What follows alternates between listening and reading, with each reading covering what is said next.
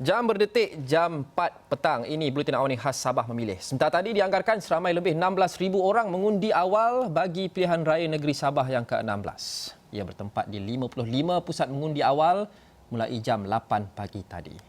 Pengundi awal terdiri daripada 7,487 anggota tentera dan pasangan dan juga 9,390 anggota polis. Menurut SPR, pematuhan kepada garis panduan pencegahan COVID-19 ada berkuat kuasa sepanjang proses pengundian awal tadi. Kertas-kertas undi bagaimanapun hanya akan dikira pada hari pengundian, iaitu 26 September nanti bermula jam 4 petang. Baik, hanya beberapa hari lagi sebelum hari mengundi 26 September, kita mahu mendapatkan suasana terkini dari Sabah dan editor Astro Awani Asim Hassan ada menyertai kami langsung sekarang. Okey Asim, tadi ada lintas langsung berkongsikan perkembangan terkini berkenaan dengan pengundian awal, tetapi beberapa jam sudah pun berlepas. Asim mungkin sudah mendapat tambah pemerhatian berkenaan dengan apa yang berlaku sepanjang hari ini. Bagaimana Asim rangkumkan undi awal di negeri di bawah Bayu hari ini? Baiklah Luqman, terima kasih Luqman di Bukit Kewangan, dan untuk pengetahuan semua penonton Astro Awani yang pastinya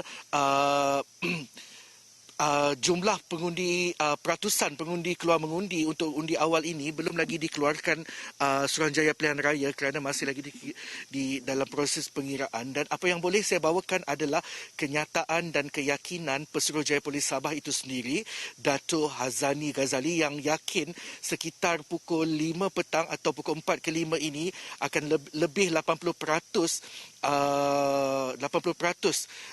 pasukan polis yang mengundi, iaitu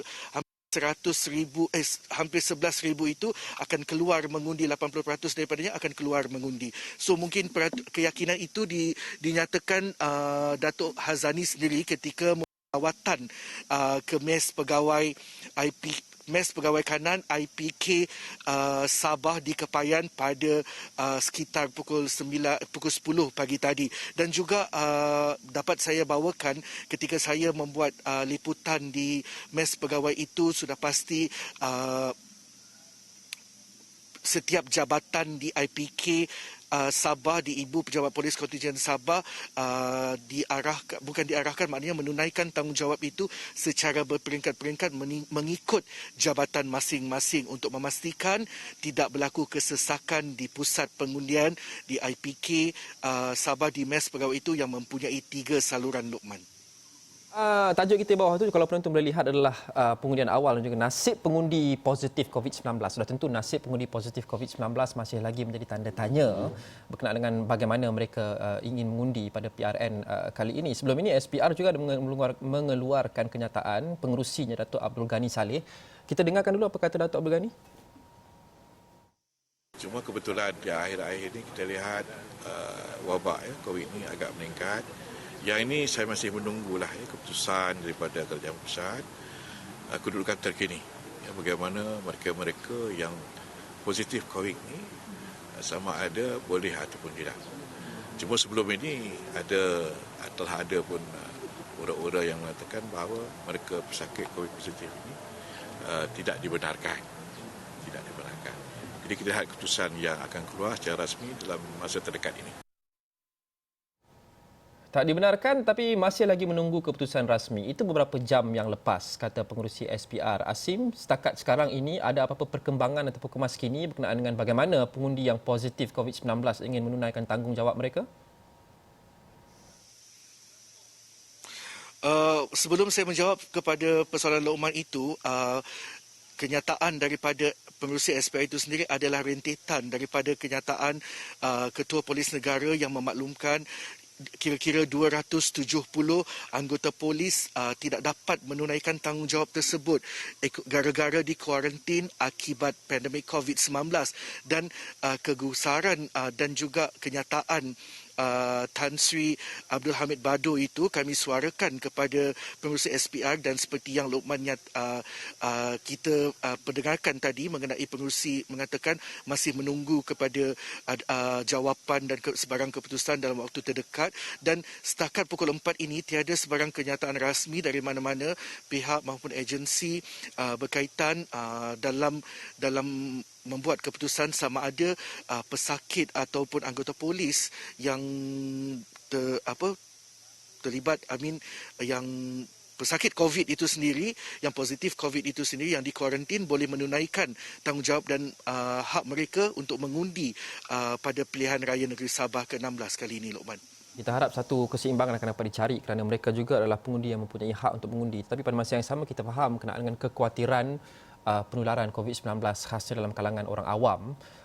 Tetapi di sebalik semua itu, di sebalik pengundian awal dan sebagainya, Asim juga kini paling baru sekali mengikuti hari berkempen, masih lagi diteruskan di Papar. Apa yang boleh dikongsikan dari inisiatif-inisiatif yang berkempen di Papar sana, Asim? Ya, Lokman, kalau dapat saya lihat tadi Ketua Pimpinan Bersatu Sabah Datuk Seri Haji G. Muhammad Nur mengadakan jelajah ke Papar ini bersama dengan calon Perikatan Nasional Datuk Gulam Bahanda Haidelhar itu, yang mana beliau kini, maksud saya kini berada di kampung pengalat besar di Papar ini bagi mengikuti sesi jelajah kempen tersebut, yang sudah pasti kempen itu akan bermula pada jam 4.30 petang dan kita juga menunggu, dan sudah pasti saya juga sempat untuk mengikuti kempen tersebut selepas saja bersama Lokman pada ketika ini. Dan apa yang boleh kita lihatkan, apa yang boleh kita bawakan adalah semua penduduk kampung di Pengalat ini, sebahagian daripadanya menunggu kepada kehadiran pemimpin daripada Bersatu itu, yang mana ada juga penyerahan borang. Saya difahamkan ada juga penyerahan borang penyertaan ahli-ahli daripada untuk memasuki parti Bersatu itu sendiri, Lokman. Terima kasih Asim Hassan dari Papar, dan kita akan lintas langsung sudah tentu bersama Asim dari semasa ke semasa untuk mengikuti perkembangan yang terkini dari Sabah khasnya berkenaan dengan pengundian awal dan juga perkempen yang masih lagi diteruskan. Kita berhenti rehat seketika. Selepas ini kita bercerita berkenaan dengan potensi pertindihan kerusi antara Perikatan Nasional dan juga PBS. Apa kata Setiausaha Agung Perikatan Nasional Datuk Seri Hamzah Zainuddin, dan juga impak kenyataan kontroversi baru-baru ini berkenaan dengan Eskom. Itu selepas ini.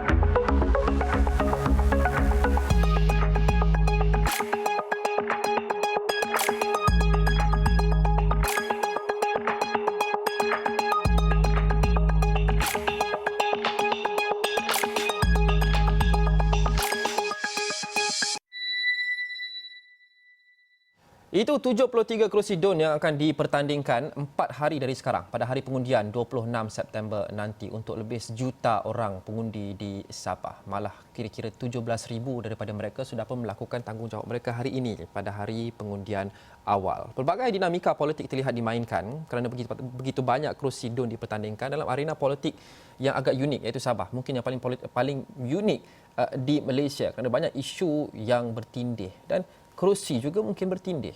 Syahrizal, Wakil Esra Awani Sabah menyertai saya sekarang dari Kota Kinabalu. Mahu bercakap berkenaan dengan potensi pertindihan kerusi antara Perikatan Nasional dan juga Parti Bersatu Sabah PBS. Dan dikatakan Syah juga ada mendapatkan respon daripada Setiausaha Agung Perikatan Nasional Datuk Seri Hamzah Zainuddin. Syah, pertindihan kerusi PN PBS ni apa ceritanya? Baik Lokman, kalau kita boleh rangkumkan sebenarnya di hujung daripada sidang media yang dilakukan yang diputuskan sendiri oleh Setiausaha Agung Perikatan Nasional Datuk Seri Hamzah Zainuddin adalah menjurus kepada PBS, Parti Bersatu Sabah dan juga Parti Solidariti Rakyat STAR bekerjasama untuk di dua kerusi ini. Yang mana PBS telah tidak akan melangsungkan kempen untuk dua calon mereka di N39 dan N40, N39 Tambunan dan N40 di Bingkur bagi memberi laluan kepada, kalau kita nak faham sebenarnya di N39 Tambunan itu sendiri ditandingi oleh Presiden STAR itu Datuk Jeffrey Ketingan yang mewakili daripada PN STAR, dan juga kalau diikutkan di N40 di Bingkur itu juga merupakan bersatu yang bertanding di bawah Parti Perikatan Nasional, dan PBS Parti Bersatu Sabah memberi laluan dan memberi sokongan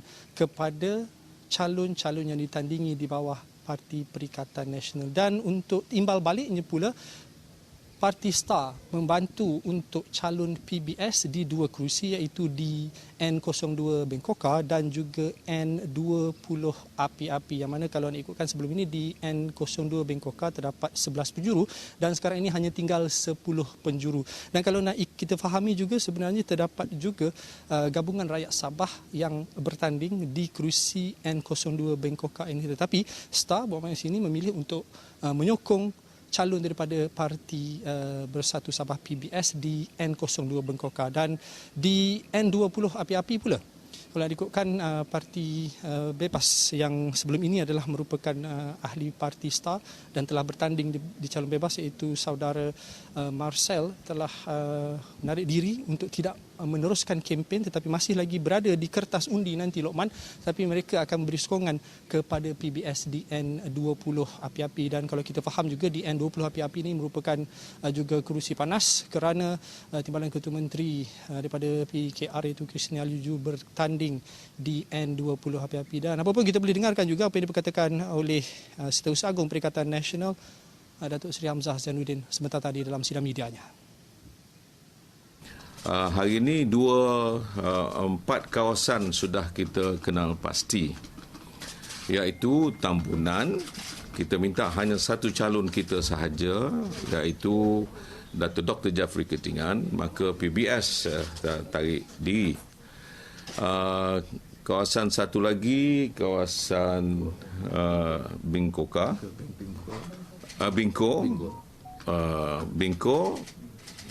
Bingkoka dan Api-Api.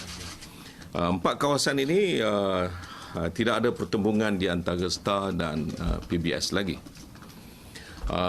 Ini akan memberikan lebih peluang untuk calon-calon kita menang dalam pilihan raya negeri Sabah ini.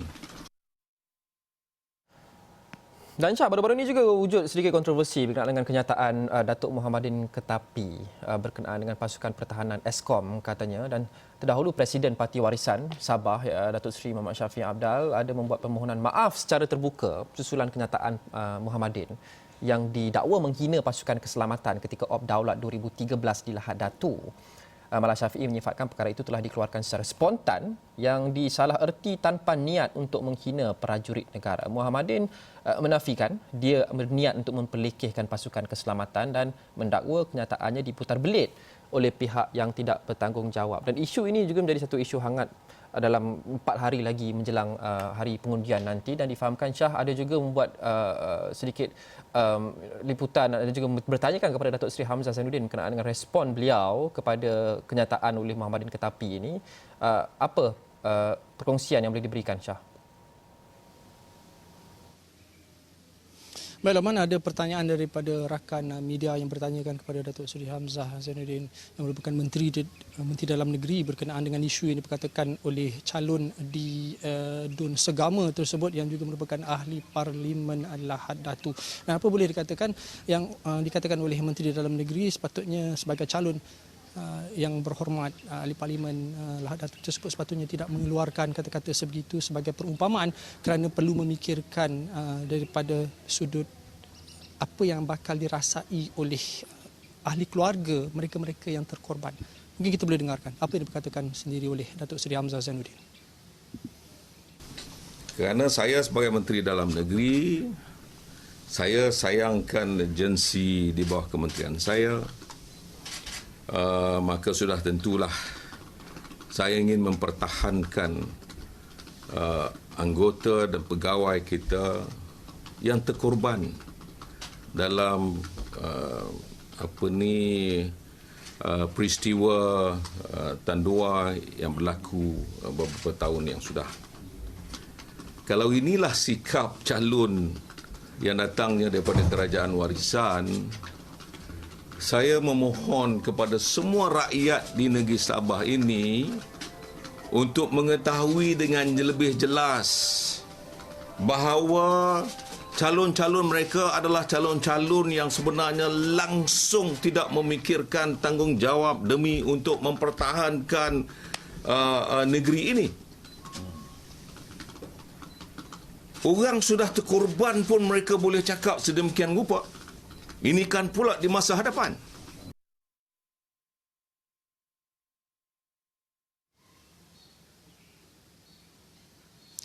Baik, Rahman, itu sebersikit yang dapat kita kongsikan dalam sidang media yang diadakan oleh Setiausaha Agong Perikatan Nasional Datuk Seri Hamzah Zainuddin. Lokman.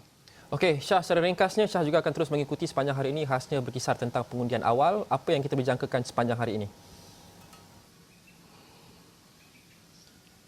Baik, Rahman, kalau kita ikutkan waktu ini pastinya sudah pun pengundian telah pun tamat, dan kalau ikutkan sekitar jam 3 petang tadi dimaklumkan daripada Suruhanjaya Pilihan Raya telah maklumkan sekitar 69%, hampir 70% yang telah pun keluar mengundi. Kalau ikutkan daripada tinjauan yang kita lakukan di SK Pangkalan di TLDM, Tentera Laut Daraja Malaysia di Sepanggar, kita telah menyaksikan ada sekitar 2,131 anggota tentera dan juga pasangan ataupun ahli keluarga yang telah mengundi di situ. Dan kalau ikutkan peratusan juga yang keluar mengundi juga ramai, cuma mungkin yang kita juga faham bahawa terdapat juga anggota tentera ataupun badan berkanun ini, badan beruniform ini sebenarnya yang sedang dikuarantin. Jadi itu mungkin antara angka yang tidak mencukupi kepada 16,000 lebih pengundian awal ini, Lokman. Jadi mungkin kita akan dapatkan juga secara rasmi, kenyataan rasmi yang bakal dikeluarkan oleh SPR sekitar jam 5.30 nanti, Lokman, mungkin, atau 5.45 petang nanti, yang akan dikemaskini oleh SPR.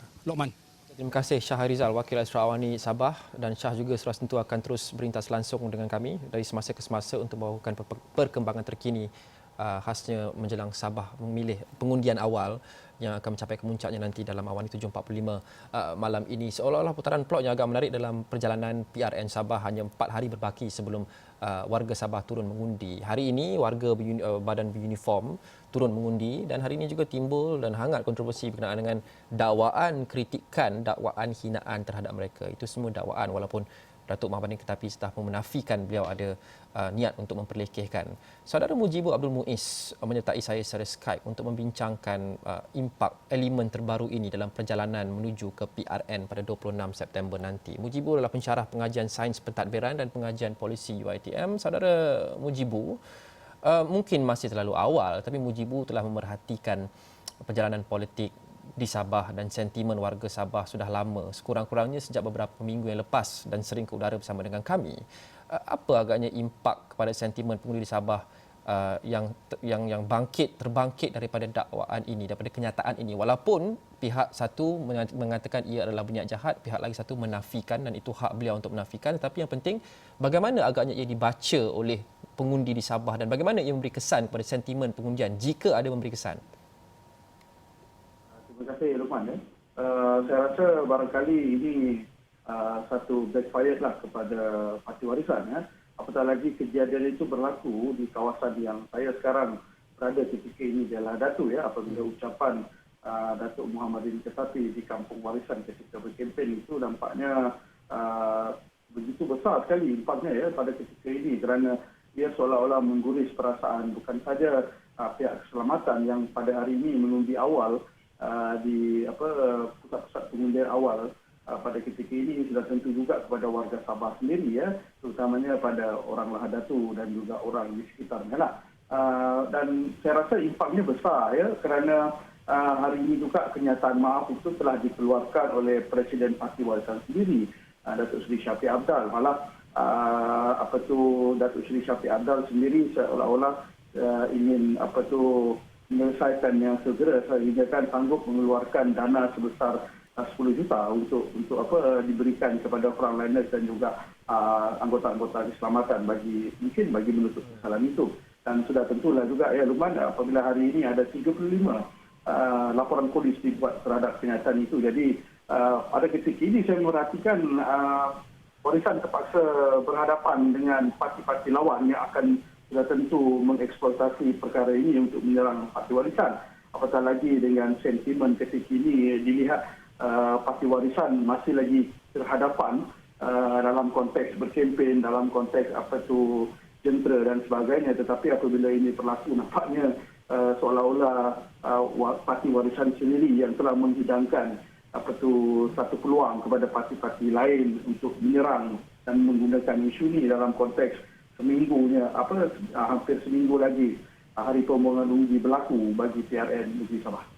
Sejauh manakah ini akan menjadi distraction kepada warisan? Sejauh manakah ini akan menyedot masa, tenaga, perhatian mereka yang sepatutnya dialihkan kepada berkempen dalam tempoh yang kritikal, hari-hari terakhir, 4 hari sebelum rakyat turun ke pusat mengundi?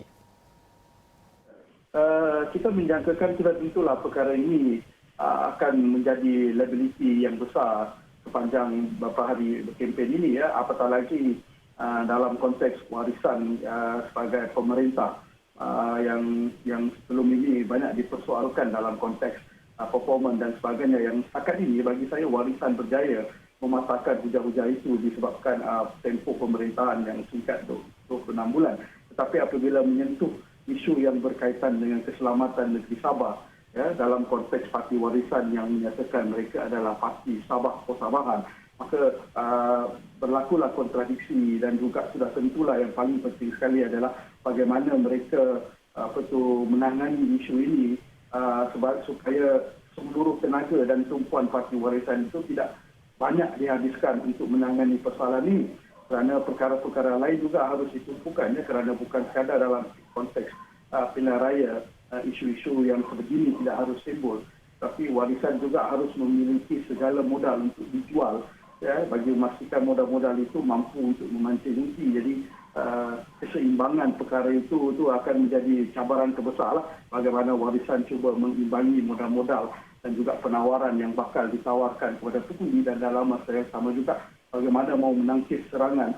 Dan sudah tentulah isu ucapan Datuk Muhammadin Ketapi ini menjadi sebahagian daripada access package kepada parti warisan dalam konteks memancing undi. Cuba dalam konteks sekarang barangkali saya rasa tidak adil untuk mengatakan ini akan menjadi senjata ataupun peluru tabur kepada parti lain untuk menyerang warisan saja, kerana ini bukan pilihan raya kecil, kerana ini adalah pilihan raya umum. Jadi isu-isu lain juga barangkali mampu untuk digembleng oleh parti warisan bagi menutup perkara ini. Apatah lagi dengan tumpuan setiap parti-parti bertanding itu lebih bersifat umum, kerana bersifat fokus kepada dun-dun yang bakal ditanding. Jadi setiap dun dan setiap kawasan itu memiliki isu-isu yang berbeza dan juga tuntutan-tuntutan yang pelbagai, yang tidak sama dengan kawasan lain seperti mana dalam konteks pilihan raya kecil, di mana semua isu itu lebih fokus kepada kawasan itu. Jadi begitulah yang kita boleh baca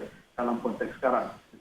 Rukman. Saudara Mujibu, Datuk Seri Syafiee sudah pun memohon maaf secara terbuka. Bagaimana lagi warisan boleh pulih daripada insiden ini, khasnya dari segi imej dan persepsi, dan untuk pergi selangkah dengan lebih jauh, bagaimana mereka bak kata orang counter attack, kerana ini adalah tempoh di mana attacking akan berlaku kerana hanya 4 hari lagi tinggal.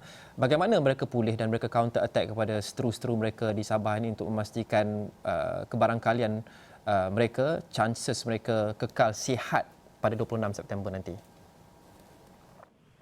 Setakat ini barangkali saya melihat sepanjang kempen itu kebanyakan isu-isu yang digunakan warisan sudah tentulah memperlihatkan ataupun menjadikan Datuk Seri Syafiee Aptel sebagai poster boy kepada Sabah, di mana Parti Warisan menjual beliau sebagai Ketua Menteri Sabah. Ya, yang setakat ini saya lihat itu sedikit sebanyak memberi kelebihan kepada warisan. Tetapi apabila timbul isu ini, maka saya melihat apakah kemampuan warisan dalam menangani isu ini dengan mengimbanginya ataupun mensetarakannya dengan kredibiliti Datuk Seri Syafiee Aptel. Mungkin juga saya melihat dalam konteks sekarang, dalam tempoh yang tidak berapa lagi nak mengundi ini, warisan juga harus segera memikirkan satu isu yang boleh menjadikan pengimbal kepada parti-parti lawannya supaya distraction kepada kenyataan Datuk Muhammadin Ketapi ini boleh diimbangkan isu itu. Tetapi dengan masa yang singkat, saya tidak nampak apakah isunya ataupun mungkinlah secara peribadi saya menunggu-nunggu juga apakah Datuk Seri Syafiee Aptel dan juga Parti Warisan seperti mana yang dijanjikan sebelum ini mahu mendedahkan senarai-senarai perniagaan dan juga kes-kes keluarga aman, terutamanya Datuk Seri Tan Sri Musa Aman dan juga Datuk Seri Anifah Aman itu. Barangkali mungkin perkara itu mungkin akan dikeluarkan bagi counter narrative kepada tindakan ini kerana sebagai sebuah parti politik sudah tentu ini adalah satu kebinasaan kalau tidak mampu ditutup dengan cara mengundi yang semakin suntuk hanya beberapa hari saja lagi. Maka perkara-perkara sebegini memang harus disegerakan. Kalau tidak nanti kita risau dengan calon yang banyak, dengan isu yang pelbagai, dan juga pengundi sekarang ini masih lagi berada dalam kesamaran harus memilih siapa. Maka perkara-perkara itu nanti akan jadi pengimbal kepada pengundi untuk tidak memilih parti warisan. Okey, terima kasih Saudara Mujibu Abdul Muiz, pensyarah pengajian sains pentadbiran dan pengajian polisi UiTM, memberikan sedikit kupasan berkenaan dengan kenyataan kontroversi baru-baru ini berkenaan dengan Eskom dan pasukan keselamatan di Lahad Datu, dan beliau melakukan demikian dari Lahad Datu. Dan itu sahaja untuk Sabah Memilih hari ini. Terima kasih kerana menonton. Sudah tentu kami akan bawakan kepada anda perkembangan terkini, pengundian awal dan juga segala perkembangan menjelang hari pengundian Sabah Memilih pada 26 September ini dalam buletin-buletin kami sepanjang hari ini dan sepanjang beberapa hari menuju ke hujung bulan ini 26 September. Terima kasih kerana menonton. Saya Rukman Haris. Assalamualaikum dan salam hormat.